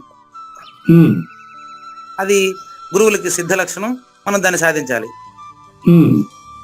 కాబట్టి బ్రహ్మచర్యము అంటే అర్థం ఏంటంటే బ్రహ్మమునందు చరించుట. అతని ప్రవర్తన పూర్తిగా అచల పరిపూర్ణుడుగా ప్రవర్తించాలి, అస్పర్శ యోగిగా ప్రవర్తించాలి, శబ్దస్పర్శ రూపరసగంధాలకు అంటకుండా ప్రవర్తించాలి. అది బ్రహ్మచర్యం అంటే. ఇంకా అహింస. ఈ యొక్క అహింస గురించి 15వ శ్లోకంలో ఇంకా వివరంగా వస్తుంది. మీకు వచ్చే శ్లోకంలో ఇంకా వివరంగా వస్తుంది అహింస గురించి. ఇక్కడ ఒక మాటలో చెప్పి ముందుకు వెళ్ళిపోతాను. అహింస అంటే అంటే మనసు ద్వారా గాని, మాట ద్వారా గాని, చర్య ద్వారా గాని, మనసు ద్వారా గాని, మాట ద్వారా గాని, చర్య ద్వారా గాని పక్కవాడి మనసును నొప్పించకుండా ఉండుట అహింస. ఉమ్, ఇది అహింస అంటే అర్థం క్లియరా? అదే అది. ఇప్పుడు ఇందాక మీరు చెప్పారు కదా, శరీరంతోనూ మాటతో మనసుతో తపస్సు అంటే ఇదేనంటారా? ఆ ఇదే కదా, ఇదేనండి. అది నొప్పించకుండా ఉంటాం. ఓకే. అవును, శరీరంతో తపస్సు అంటే ఉమ్, నిజానికి శారీరక తపస్సు అని చెప్పినప్పటికీ మనసులో ఇలాంటి భావన కలిగితేనే శరీరం ఆ విధంగా ప్రవర్తిస్తుంది. ఉమ్, అందుకని అహింస అంటే శరీరంతో గాని, నా మనసుతో గాని, నా మాటతో గాని పక్క వాళ్ళని ఇబ్బంది పెట్టకుండా ఉంటే దాన్ని అహింస అంటారు. అది ఇదే అహింస. ఓకే. ఆ ఇట్లా దేవతల్ని పూజించుట, బ్రాహ్మణుల్ని పూజించుట, గురువుల్ని పూజించుట, జ్ఞానుల్ని పూజించుట, తల్లి తండ్రి గురువుల్ని, జ్ఞానుల్ని, ఆచార్యుల్ని, ముసలి వాళ్ళను గౌరవించుట, ఉమ్, బ్రహ్మమునందే చరించుట, అచల పరిపూర్ణుడుగా జీవించుట, పక్క వాళ్ళకు నొప్పి కలిగించకుండా మాట్లాడుట, దీన్ని శారీరక తపస్సు అంటారండి. అది. ఉమ్, ఇప్పుడు జ్ఞానేశ్వరి గారు చెప్పేటువంటి వివరం చూద్దాం. ఉమ్, మనకి ఇంకా 17 నిమిషాల టైం ఉంది. జ్ఞానేశ్వరి భావన పూర్తయితేనేమో చూద్దాం. ఆ, చూడండి, జ్ఞానేశ్వరి ఎక్స్ప్లెనేషన్ ఇప్పుడు నాగేశ్వరరావు గారు తీసుకోండి. ఇప్పుడు ఈ 3 తపస్సుల్లో ఉమ్, 3 చెప్పాను కదా మీకు, శారీరక, మానసిక, ఏమంటారు, శారీరక తపస్సు, వాచిక మాటతో. తపస్సు, మానసిక తపస్సు, వాచిక 3 ఉన్నాయండి. వాచిక. ఉమ్, శారీరక, వాచిక, మానసిక 3 తపస్సుల్లో ఇప్పుడు శారీరక తపస్సు గురించి తెలుసుకుంటున్నాం. ఉమ్, దేవ పూజ అంటే ఎట్టా? ఆ, వాళ్ళ వంశపారంపర్యంగా, కులానుగతంగా వాళ్ళు పుట్టినటువంటి ఆ పూర్వీకులు ఏదైతే దేవతలు పూజిస్తున్నారో, శివుడా, విష్ణువా, అంకాలమ్మ, పోలేరమ్మ, గంగమ్మ ఏదో ఉంటది కదా, ఆ, దాని పట్ల భక్తి కలిగి ఉండుట నంబర్ 1. ఉమ్, ఆ భక్తిని వదిలేసిన అక్కడి నుంచే ప్రారంభమయ్యేది. ఉమ్, శంకరుడా లేకపోతే శ్రీహరియా, ఇద్దరిలో ఎవరి పట్ల అయితే భక్త్యానురాగం వాళ్ళ కుటుంబ పరంగా ఉందో ఆ, దాన్ని గౌరవించి ఆ దేవుని మందిరానికి పోయి అక్కడికి వస్తూ పోతూ ఆ విగ్రహాన్ని పూజించమని చెప్పట్లేదు, విగ్రహాన్ని పూజిస్తూ ఆ, వచ్చిపోయే భక్తులనంతా కూడా దైవ సమానంగా భావించి ఆ వచ్చిపోయే భక్తులకు సేవ చేయడానికే 24/7 8 జాములు అతని పాదములు సంచరించుతుండును. అది. ఉమ్, 8 జాములు అంటే 8 3 24 గంటలు అని అర్థం. అది ఉమ్, ఆ దేవుని ప్రాంగణం ముందు అంటే అచల పరిపూర్ణ గురువులకైతే అదే ఆశ్రమం, అది వంశపారంపర్యంగా వచ్చింటుంది. ఉమ్, మామూలు కుటుంబంలో ఉండేటువంటి వాళ్ళకు వాళ్ళ దేవత ఏది ఉంటే అది దాన్ని అట్లే మొక్కండి, దాన్ని ఏమి నిషేధించాల్సిన అవసరం లేదండి. అవును. నిషేధించాల్సిన అవసరం ఏముంది? ఉమ్, నిన్న ఇప్పుడు మా అన్న పిలిస్తే నేను ఆ కార్యక్రమానికి అంతా కూడా నేను పోయి వచ్చాను, అంత వాళ్ళతో పాటే పోయి వచ్చాను, ఏం దాన్ని నిషేధించాల్సిన అవసరం ఏముంది? అవును. ఆ దేవుని ప్రాంగణంలో ఆ గుడి ముందు సింగారించుట, గంధం, పుష్పం, ఉపచారాలన్నీ చేయుట, ఉమ్, ఇప్పుడు అచల పరిపూర్ణ గురుమూర్తికి అట్టే చేస్తున్నారే, ఏం నిషేధించాల్సిన అవసరం ఏముంది? ఉమ్, ఆ దేవుని పనుల వేటినైనా కూడా చేయవలసింది ఎవరన్నా చెప్తే ఆ పని చేసేదానికోసం చేతులు ఎప్పుడు సిద్ధంగా పెట్టుకోవాలి. ఉమ్, సిద్ధంగా పెట్టుకోవాలి. ఉమ్, ఆ శివలింగం పైన గాని, ఆ దేవతామూర్తి పైన గాని దృష్టి పడిందంటే శరీరం వెంటనే భూమికి వంగి నమస్కరించాలి, వినయం కలిగి ఉండాలి. ఆ, తన సదాచార గుణముల వలన లోకమున యథేష్టముగా మహిమను సంపాదించిన బ్రాహ్మణుల్ని మనస్ఫూర్తిగా సేవించాలి. ఉమ్, ఇక్కడ చూడు, బ్రాహ్మణులు అంటే ఎవరు బాగా గమనించండి, నిర్వచనం చెప్పేశారు చూడు. ఉమ్, ఉమ్, నేను మీకేం చెప్పాను? ఆ బ్రహ్మలందు చరించేవాడని నేను. అవును, బ్రాహ్మణం చెల్లించేవాడు బ్రాహ్మణ అన్నం. ఉమ్, మీరే చెప్పండి, కొంతమంది కాషాయం కట్టుకుని వస్తా ఉంటాడు, వాడిని పక్కన వాడు తిరుగుతా ఉంటాడు. అవును. ఈ ప్రతిరోజు వచ్చేస్తాడు, సాయంత్రం వాడు తాగిపడి ఉంటాడు, ఈయన కాషాయ వస్త్రాలు ఎందుకని తిరుగుతా ఉంటారు చాలా మంది. అవును. అటువంటి వాడు బ్రహ్మచారి ఎట్టయినాడు? కాదు. ఉమ్, అటు కాకుండా ఇక్కడ సదాచారి గుణములను వలన లోకమున యథేష్టముగా ఈ యొక్క మనుషుల ద్వారా అతను మాట్లాడే అతనికి కాషాయం ఉందా, జుట్టు పెంచాడా, గడ్డం పెంచాడా, బొట్టు పెట్టాడా అనేది కాదు. ఆ, పెంచి ఉండొచ్చు కాక తప్పులేదు, దాని గురించి నేను కాదనలేదు. ఆ, కానీ అతను మాట్లాడేటువంటి ప్రతి మాట ఎదుటి వ్యక్తికి ఉపయోగకరంగా ఉంటే అతనితో మాట్లాడిన ప్రతి ఒక్కరూ అతన్ని గౌరవిస్తారు కదండి. అవును. అవునా కదా? మన మాట ఉపయోగకరంగా ఉండాలి ఈ మాట్లాడేటప్పుడు. అప్పుడు మనల్ని అప్పుడు ఎవరైతే గౌరవిస్తారో ఉమ్, మరి అటువంటి వ్యక్తుల్ని మనం పూజించాలి, సేవించాలి. ఉమ్, నెక్స్ట్, ప్రవాసం వలన గాని, రోగాది బాధల వలన గాని, సంకటములు మొదలైన వలన గాని, దుఃఖంతో బాధలతో ఉన్నటువంటి వారికి సుఖము కలిగించేటట్లుగా మనం ప్రయత్నం చేయాలి. ఆ, పక్కన ఎవరికైనా ఆపద వచ్చిందనుకో, ఆ, ఇప్పుడు నేను ఇక్కడ వచ్చి కొత్తగా జాయిన్ అయినాను, పక్కింట్లో నా చుట్టుపక్కల వాళ్ళందరికీ చెప్పేసి వచ్చేసిన పోయి, ఉమ్, అమ్మ మీకు ఎప్పుడు ఎవరికి ఏ ఇబ్బంది కలిగినా హాస్పిటల్కి పోవాలన్నా, మీకు పిల్లోడు లేదు, మీ కొడుకు లేదు, నాకు కూతురు లేదు, నాకు బస్సు రాలేదు అనబాకండి, ఉమ్, నేను మీ క్యాంపస్ లో బైక్ పెట్టుకొని సిద్ధంగా ఉండా, ఉమ్, మీకు ఎప్పుడు ఎవరికి ఏ ఇబ్బంది వచ్చినా, మీకు ఏ వస్తువు అవసరం నాకే చెప్పండి, నేనే పోయి తీసుకొని వస్తానని చెప్పిన వాళ్ళు. ఉమ్, అంటే నా టైమింగ్ తెలుసు కదా వాళ్ళకి, ఈ టైం కాలేజీకి పోతారు, ఈ టైంకి ఇంటికి వస్తారు, ఈ టైంకి అతని దగ్గర హెల్ప్ తీసుకోవాలని దృఢమైన సంకల్పం వాళ్ళకి వచ్చేస్తుంది. ఉమ్, వాళ్ళకి ఎప్పుడైనా సరే, అన్న ఇట్లా హాస్పిటల్కి పదం పదండి, ఉమ్, ఏమన్నా అడగండి మీరు, నేను వచ్చేస్తా, నన్ను ఉపయోగించుకోండి. ఉమ్, అక్కడ చుట్టుపక్కల కుటుంబాలకన్నా చెప్పేసి వచ్చేస్తాను నేను పోయి. ఉమ్, అట్లా అందరికీ సౌకర్యం కలిగించేదానికే నా జీవితం, పరోపకారం ఇదం శరీరం ఉమ్, అని డిసైడ్ అయిపోవాలి. ఉమ్, ఆ విధంగా ఉంటే దాన్ని శారీరక తపస్సు అంటారండి. ఉమ్, బాగా గమనించండి. నెక్స్ట్, ఇప్పుడు తల్లిదండ్రులు ఎట్లా సేవించాలనేది. ఇప్పుడు మీరు అందరూ చాలా బాగుంది. పరోపకార అర్థం శరీరం అనేది. అంతే కదండి, చెట్లు పండ్లు ఇతరుల కోసమా, చెట్టు కోసమా? ఇది శారీరక తపస్సు అంటే ఇది. నా శరీరంతో ఇతరులకు సేవ చేసేదానికి, ఇతరులను సంతోషపెట్టడానికే నా మాట ఉపయోగపడాలి. అది నా నోట్లో మాట్లాడే మాట ఇతరులను బాధ పెట్టేదిగా ఉండకూడదు. అలా నేను తయారైనప్పుడు ఇతరులు నన్నెట్ట బాధ పెట్టగలుగుతాడు? అవును, ఏం పెట్టలేడండి వాడు. చెప్పాను కదా, ఎవరి వల్ల నొచ్చుకోని వాడు గురువో, ఎవరిని నొప్పించిన వాడే కాదు, ఎవరి వల్ల నొచ్చుకోని వాడు గురువు, ఆయన పరిపూర్ణుడే. అది కదా లెక్క. సరే, అతను ఇది నెక్స్ట్, తల్లిదండ్రులను ఎలా పూజించాలి? శరీరంతో. భావన ఎటువంటి సేవన అట్టే ఉంటుందండి. ఎరుకలేక భావించదగును, బట్టబాయిలు ఇట్టిదని భావించదగును, ఎరుకలేక సేవించదగును.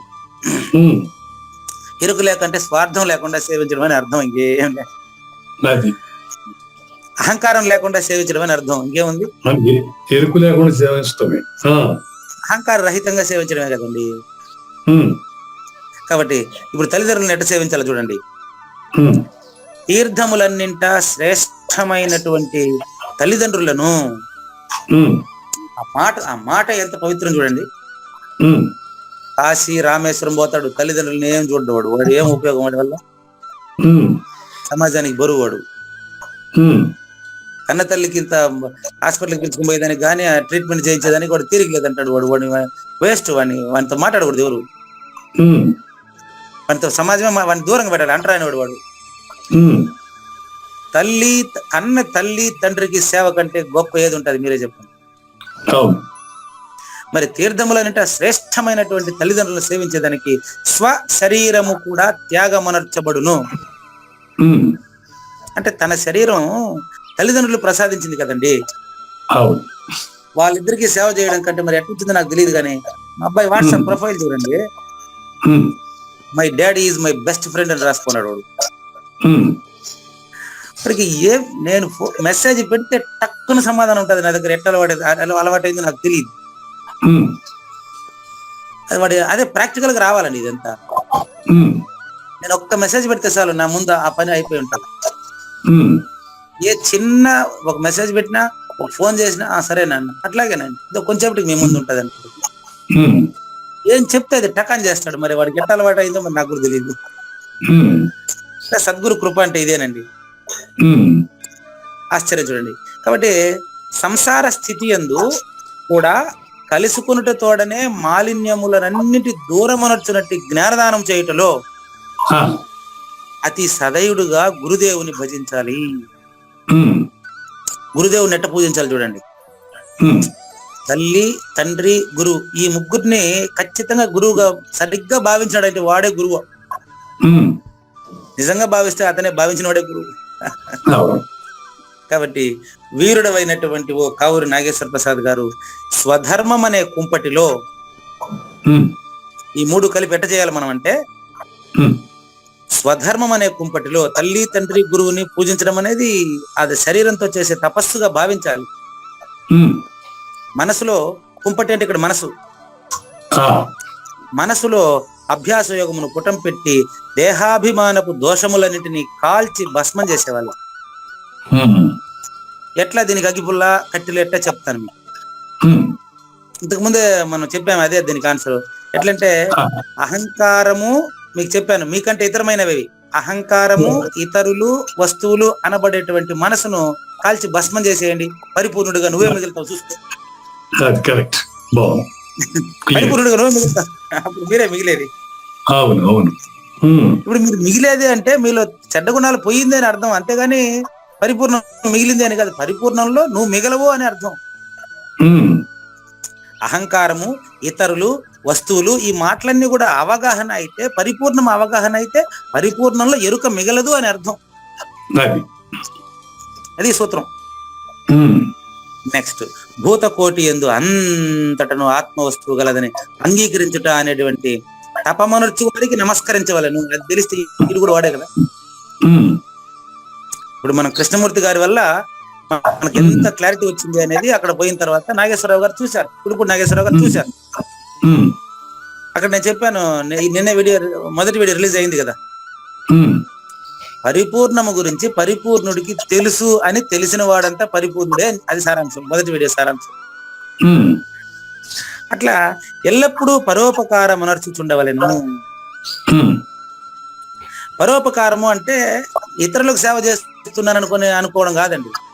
ఉమ్, శరీరంతో ఇంకొక శరీరానికి సేవ చేసేటప్పుడు ఆడ సేవ కూడా నాకే అని భావించి సేవ చేయాలండి. అది రహస్యం. ఉమ్, మానవ సేవ మాధవ సేవ ఎట్టవుతుంది? అది. ఓహో, తనకే చేసుకున్నట్టుగా చేసుకోవాలి పని ఇతరులకు కూడా. ఉమ్, అప్పుడు కదా అవుతుంది అది. ఉమ్, మానవ సేవ మాధవ సేవ అని పదం వినేసాం మనం చాలా చోట్ల. ఆ, అంటే మానవుడికి సేవ చేస్తే దేవుడికి సేవ చేసినట్టు, అంటే ఈడు మానవుడు దేవుడు ముగ్గురు వస్తారా? లేదు. కాబట్టి అతనికి చేసే సేవ నా శరీరానికి నేను చేసుకుంటున్న సేవ. ఏమంటే నా తల్లి నన్ను కన్నది కదా, ఆవిడ శరీరానికి సేవ చేయడం నా శరీరానికి చేసుకున్నట్టు కదా. అంతే, క్లియర్. కార్యరూపంలో తల్లి, కారణ రూపంలో తండ్రి, నా శరీరానికి కారణమైనటువంటి ఆయనకు సేవ చేయడం నా శరీరానికి చేసుకున్నట్టు కాదా?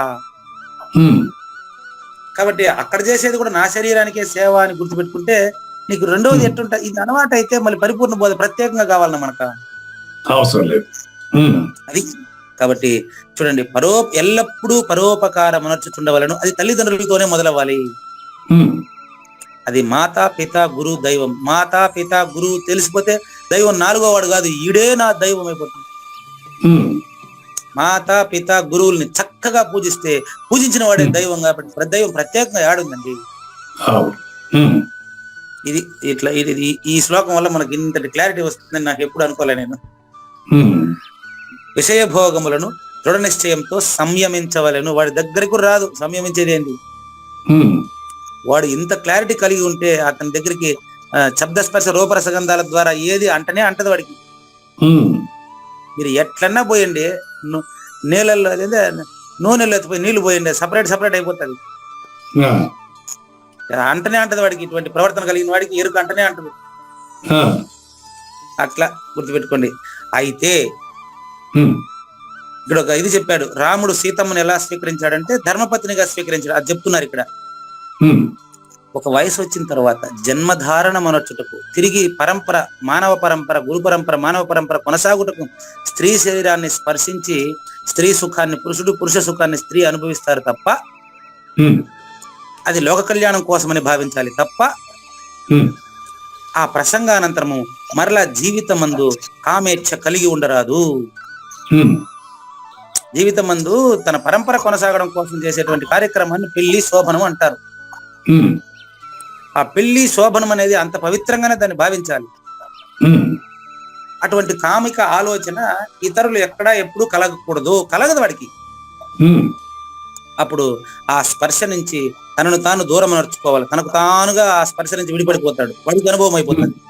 ఉమ్, కుక్కకైనా అలా ఏమంటాడు, రాజుకైనా బంటుకైనా ఎండ ఒకటే, అలా కామసుఖము ఈగకైనా మనిషికైనా ఒకటే అంటాడు అన్నమయ్య. అవును. అరే ఇంతే కదా, జంతువులు పుడతాడాయి, మనుషులు పుడతాడాయి, కానీ మానవ జన్మ పవిత్రమైంది కాబట్టి దీన్ని పెళ్లి శోభనం అని చెప్పారు. ఉమ్, ఇది ఒక పవిత్రమైన కార్యక్రమం, ఇటువంటి ఆలోచన ఎక్కడ కలిగి ఉండకూడదు. ఉమ్, ఏమంటారంటే స్వనారి స్వపురుషుడు అంటాం దీన్ని విలువల్లో. ఉమ్, స్వనారి స్వపురుషుడు, పతివ్రత అనేది ఒక స్త్రీకి మాత్రం అనుకుంటారే, కాదు. పురుషులకు కూడా ఉండదండి, ఇది గుర్తుపెట్టుకోండి. ఉమ్, ఉమ్, స్వనారి స్వపురుషుడు, ఉమ్, భార్యను తప్ప ఇతరుల్ని ఆ విధంగా భావించరాదు.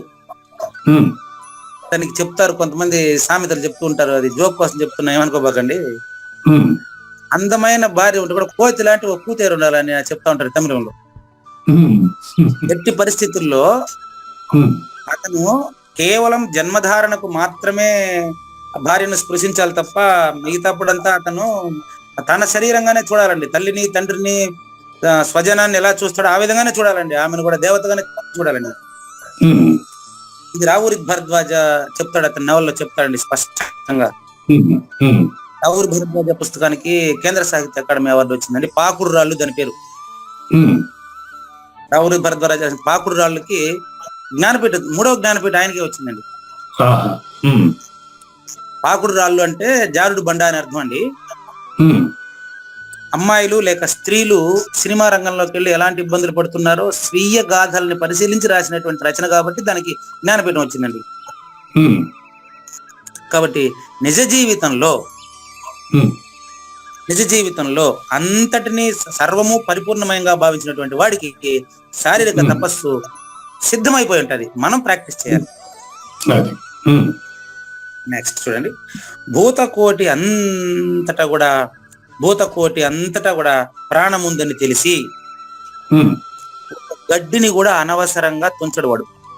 ఉమ్, ఒక గడ్డి పరక కూడా తుంచడు అంటే అర్థం ఏంటంటే, అయితే నడిస్తే సీమలో చచ్చిపోతే నడవద్దు, ఇట్లా కాదండి. దాని అర్థం ఏంటంటే ఉమ్, గడ్డి పరకను కూడా తుంచడు అంటే అంత స్పష్టంగా ఎదుటి వ్యక్తికి అపకారం కలిగించకుండా జీవించాలి అని అర్థం. అది ఉమ్, దాన్ని ఛేదించడం, భేదించడం అంటే ఇతరుల మనసు నొప్పించకుండా మాట్లాడాలి అని. ఉమ్, ఈ విధమైన ప్రవర్తన వలన శరీరము శుద్ధంగా సరళంగా అయిపోతుంది ఇట్లా ప్రాక్టీస్ చేస్తే. ఉమ్, అప్పుడు దీన్ని శారీరక తపస్సు పరిపూర్ణత్వము చెందినదని చెప్పవచ్చండి. ఉమ్, ఇలా శారీరక తపస్సు సిద్ధ పురుషులకి సద్గురువులకి సిద్ధం అండి, వాళ్ళ సిద్ధ లక్షణం అండి. ఉమ్, పరిపూర్ణ లక్షణం ఒక్కటే ఉమ్, అని మనలాంటి వాళ్ళు కావూరు నాగేశ్వర ప్రసాద్ గారు, పూజారి వెంకటేశం గారు, వీళ్ళు మనలాంటి వాళ్ళు ఉమ్, ఈ పనులంటిని ఇంక మీదట పాటించి శరీరమే ముఖ్య సాధనం ఒకటి వలన, మనకు శరీరం ఉంది అని అనుకోవడం వలన ఈ శరీరంలో దీన్నంతా పాటించడాన్ని శారీరక తపస్సు అంటారండి. ఆ, ఇక దీని తర్వాత వాచిక తపస్సు అంటే ఏంటో తర్వాత ఎపిసోడ్ లో చూద్దామండి. అలాగే గురుగారు. నిష్పాపమైనది వాచిక తపస్సు. ఉమ్, ఉమ్, నిష్పాపమైనటువంటి వాచిక తపస్సుని తర్వాత ఎపిసోడ్ లో చూద్దామండి. అలాగే. లేనిది లేదు, ఉన్నది లేకపోవుట లేదయ్యా, ఈ గొప్ప మర్మమంతా నీ వలన తేటగా తెలిసెనయ్యా. దేవతల బ్రాహ్మణులను గురువులను జ్ఞానులను సేవించుట, పవిత్రత కలిగియుండి త్రికరణ శుద్ధిగా వర్తించుట, అహింస బ్రహ్మచర్యం అనునవే శారీరక తపస్సు. శ్రీకృష్ణుని పలుకును సూటిగా తలపల మునిరత్నమే, శ్రీమించిన భావమై సద్గురువు చెప్పకనే చెప్పెను గదా. సద్గురు అర్పణం అండి. మంగళం అమ్మ కానండి. జయ మంగళం నిత్య శుభమంగళం, జయతు జయ మంగళం మహోత్సవ మంగళం. జయ మంగళం నిత్య శుభమంగళం, జయతు జయ మంగళం మహోత్సవ మంగళం. శ్రీమించున చలంబు సూచించినటువంటి దక్షిణామూర్తికి దండమిడుతూ, శ్రీమించున చలంబు సూచించినటువంటి దక్షిణామూర్తికి దండమిడుతూ, శ్రీ మహావిష్ణువు సూర్య భగవానుడు యాజ్ఞవల్కి జనక రాజ ఋషికి. జయ మంగళం నిత్య శుభమంగళం, అయం వ్యర్థ బాహ్యకోపి నభవతి అని సుఖయోగి సాందీపరుసుల వరుస. అయం వ్యర్థ బాహ్యకోపి నభవతి అని సుఖయోగి సాందీపరుసుల వరుస. దీనినే శ్రీకృష్ణ పరమాత్మ వద్దనే ఎరిగరిగిన ఉద్ధవార్జునులకు. జయమంగళం నిత్య శుభమంగళం జయతు జయమంగళం మహోత్సవమంగళం. శ్రీ అల్లమా ప్రభు బసవేశ్వరుండును బ్రహ్మానంద రామానంద స్వామి. శ్రీ అల్లమా ప్రభు బసవేశ్వరుండును బ్రహ్మానంద రామానంద స్వామి. నవరసాలు లిఖించు నాట్యమయూరిగా గీతను మలచిన జ్ఞానేశ్వరులకు. జయమంగళం నిత్య శుభమంగళం జయతు జయమంగళం మహోత్సవమంగళం. కబీరు దాసుడు సహజానంద గురుడు రామావధూతయు రాజితముగా. కబీరు దాసుడు సహజానంద గురుడు రామావధూతయు రాజితముగా. అంబికా శివయోగి శ్రీవేమన నిరంజన వెంకయ్య తిరువెంగళార్యులకును. జయమంగళం నిత్య శుభమంగళం జయతు జయమంగళం మహోత్సవమంగళం. శ్రీ బృహద్వాసిష్ట సిద్ధాంతమును చేసి జనన మరణ భ్రాంతి జడుపు బాపి. శ్రీ బృహద్వాసిష్ట సిద్ధాంతమును చేసి జనన మరణ భ్రాంతి జడుపు బాపి. అచల సాంప్రదాయమవనిలో నెలకొలిపి అందించినట్టి శివరాములకును. జయమంగళం నిత్య శుభమంగళం జయతు జయమంగళం మహోత్సవమంగళం. మెప్పైన బోధల తిప్పలు బాపిన అప్పయ్య మంత్రియు అచల గురులు. మెప్పైన బోధల తిప్పలు బాపిన అప్పయ్య మంత్రియు అచల గురులు. పరశురామ సీతారామ స్వామి ప్రభులు నరసింహయోగి గురువర్యులకును. జయమంగళం నిత్య శుభమంగళం జయతు జయమంగళం మహోత్సవమంగళం. కంద కందార్థముల నందించి బృందముకు రంది పాపిన కృష్ణ ప్రభువునకును. కంద కందార్థముల నందించి బృందముకు రంది బాపిన కృష్ణ ప్రభువునకును. పలుకులా కందనిది పరబయలు ఇది అని పలికిన ఫీల్కాన లక్ష్మణునకు. జయమంగళం నిత్య శుభమంగళం జయతు జయమంగళం మహోత్సవమంగళం. ఫీల్కాన లక్ష్మణుల ప్రియ శిష్యవర్యుండు అవధూతయని పేరావనియందు. ఫీల్కాన లక్ష్మణుల ప్రియ శిష్యవర్యుండు అవధూతయని పేరావనియందు. పాఠాలు నేర్పించి పీఠాలు ఏర్పరచి శంఖబాపిన వెంకటేశ్వర వధూతకు. జయమంగళం నిత్య శుభమంగళం జయతు జయమంగళం మహోత్సవమంగళం. బట్టబయలున ఎరుక పుట్టనే లేదని బాలాజీ సింగు ఈ కీలు తెలిపే. బట్టబయలున ఎరుక పుట్టనే లేదని బాలాజీ సింగు ఈ కీలు తెలిపే. మూలమూలినట్ట ఎరుకేమి లేదని తెలియజెప్పిన మునిరత్నమార్యులకును. జయమంగళం నిత్య శుభమంగళం జయతు జయమంగళం మహోత్సవమంగళం. నరస్వప్నము వంటి సురస్వప్నమిది అని పరిపూర్ణ దర్శినిని ప్రకటపరచి. నరస్వప్నము వంటి సురస్వప్నమిది అని పరిపూర్ణ దర్శినిని ప్రకటపరచి. సహజాచల రాజయోగి సద్గురు కృపచే సాంప్రదాయక గురుల సరసన జేరే. జయమంగళం నిత్య శుభమంగళం జయతు జయమంగళం మహోత్సవమంగళం. నిష్కల్మషానంద నిజ గురుని శిష్యుండు లింగమూర్తి లిపిని పొందుపరచి. నిష్కల్మషానంద నిజ గురుని శిష్యుండు లింగమూర్తి లిపిని పొందుపరచి. కార్వేటి నగరము పురవాసుడైనట్టి పూజారి వెంకటేశునకంకితం బిది. జయమంగళం నిత్యశుభమంగళం జయతు జయమంగళం మహోత్సవమంగళం జయమంగళం నిత్యశుభమంగళం జయతు జయమంగళం మహోత్సవమంగళం. జై సద్గురు ప్రభు మహారాజ్ కి జై. జై గురుదేవ్ అండి. శ్రోతలందరి తరపున వెంకటేశ్వర గురువు గారికి ధన్యవాదాలు చెప్తూ శాంతి మంత్రం. పూర్ణమదః పూర్ణమిదం పూర్ణాత్ పూర్ణముదచ్యతే పూర్ణస్య పూర్ణమాదాయ పూర్ణమేవ అవశిష్యతే. ఓం తత్సత్. ఓం శాంతి శాంతి శాంతి. హరి ఓం.